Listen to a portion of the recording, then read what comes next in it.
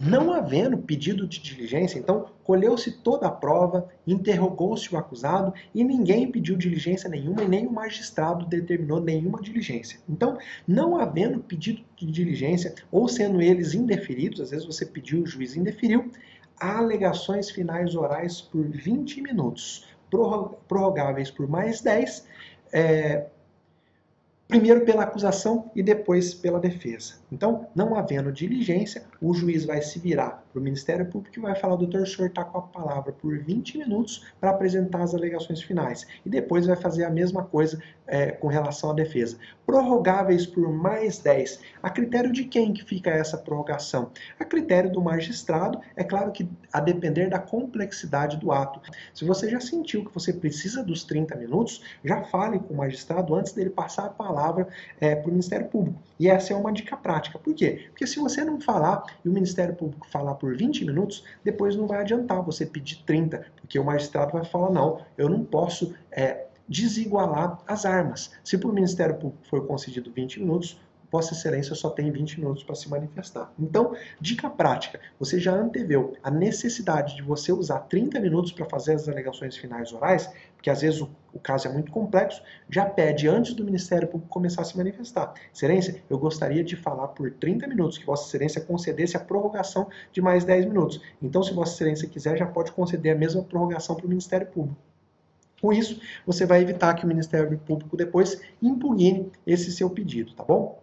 Agora, havendo mais de um acusado, o tempo para cada um é individual, não se divide o tempo. Então, o acusado A vai ter 20 minutos prorrogado por mais 10 e o acusado B vai ter 20 minutos prorrogado por mais 10. Se houver assistente de acusação, ele fala depois do Ministério Público por 10 minutos. E aí, nesse caso, a defesa ganha mais 10 minutos para falar. Isso está previsto lá no artigo 403, parágrafo 2º do Código de Processo Penal. Professor, e na prática, como que acontece? Se o Ministério Público está lá fazendo as alegações finais, estoura o tempo dele e ele não para de falar. O que eu faço? Eu fico quieto? De maneira nenhuma, tá? O Ministério Público também tem que respeitar os prazos e os tempos do processo. Assim como ele vai impugnar, se você perdeu o prazo, você no mesmo momento extrapolou o prazo, você vai alegar uma questão de ordem. Excelência, pela ordem, o prazo do Ministério Público se esgotou, a defesa não pode ser prejudicada por esse excesso de prazo. E aí, se o magistrado fala: não, mas eu vou conceder para Vossa Excelência o mesmo prazo, você pode se negar, falar: não, eu não quero mais prazo, eu quero que o Ministério Público respeite o prazo que está previsto na lei. O juiz não pode sair alargando esse prazo. Qual que é a única hipótese que esse prazo pode ser mudado? Está lá, está previsto no artigo 403, parágrafo 3º do Código de Processo Penal.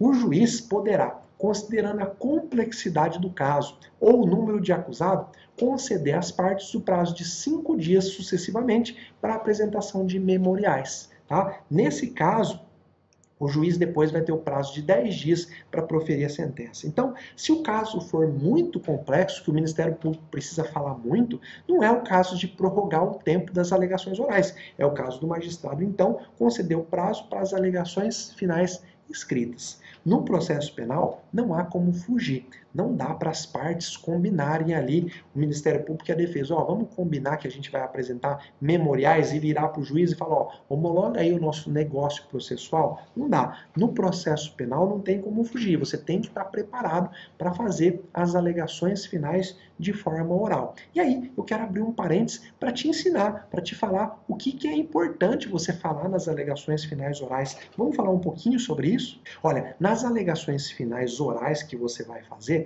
você tem que focar, você tem que se concentrar nas provas que acabaram de ser produzidas. Você vai olhar para a acusação que pesa sobre o seu cliente e vai analisar cada um dos depoimentos prestados. E vai dizer: Excelência, a acusação sobre o meu cliente é essa, mas nenhuma testemunha ouvida confirmou que viu ele no local dos fatos, que era efetivamente ele quem estava entrando naquela casa, ninguém disse ter presenciado ele efetivamente entrando ou saindo daquele local. Você vai analisar depoimento por depoimento.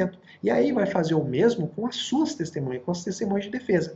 Por outro lado, a testemunha de defesa, João, disse que no dia dos fatos o acusado estava do outro lado da cidade, que tinha almoçado com ele, que era impossível ele se deslocar de lá até o local dos fatos. Você vai usar as alegações finais orais para mostrar para o juiz como que a prova oral que acabou de ser colhida, como que ela desmorona a tese da acusação. É claro que se isso for a realidade. Se isso não for a realidade, as provas confirmam lá efetivamente a autoria, a materialidade efetivamente daquele fato atribuído ao seu cliente, você pode explorar os depoimentos para analisar as circunstâncias lá que vão servir para o juiz fixar a pena. Então, sobre a culpabilidade, sobre o dolo, sobre a conduta social. Olha, excelência, as testemunhas ouvidas nessa data disseram que o acusado sempre foi uma boa pessoa, respeitador das leis. Está demonstrado, então, que a acusação pode ter sido um ponto fora da curva. Então, em eventual fixação da pena, tudo isso deve ser considerado. Você vai explorar, então, o depoimento. A alegação final serve para isso, para explorar os depoimentos que acabaram de ser prestados. É claro que se tiver alguma outra prova material, se tiver, por exemplo, contradições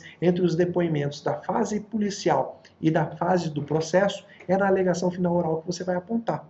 Olha, excelência, a testemunha de acusação disse aqui na presença de Vossa Excelência X, mas lá na fase de inquérito ela disse Y. Então, Vossa Excelência não pode considerar o depoimento dela como um depoimento crível. E aí você vai, então, apontar essas contradições. Primeiro, explorar tudo o que foi dito, para mostrar para o juiz que a tese da acusação não se confirma.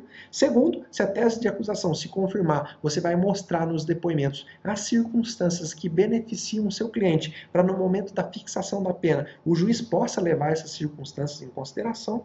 E terceiro, você vai usar as alegações finais orais para mostrar eventuais contradições entre os depoimentos prestados em juízo e aqueles prestados lá na fase de inquérito. É assim que você faz uma excelente alegação final oral no processo criminal. Não gasta esse importante mecanismo, talvez o principal mecanismo de defesa que você vai ter, com discussões jurídicas, a não ser que elas sejam efetivamente relevantes. Bom, gasta para demonstrar a ausência da culpabilidade, a ausência da autoria e fazer essa análise de todas as circunstâncias. Beleza?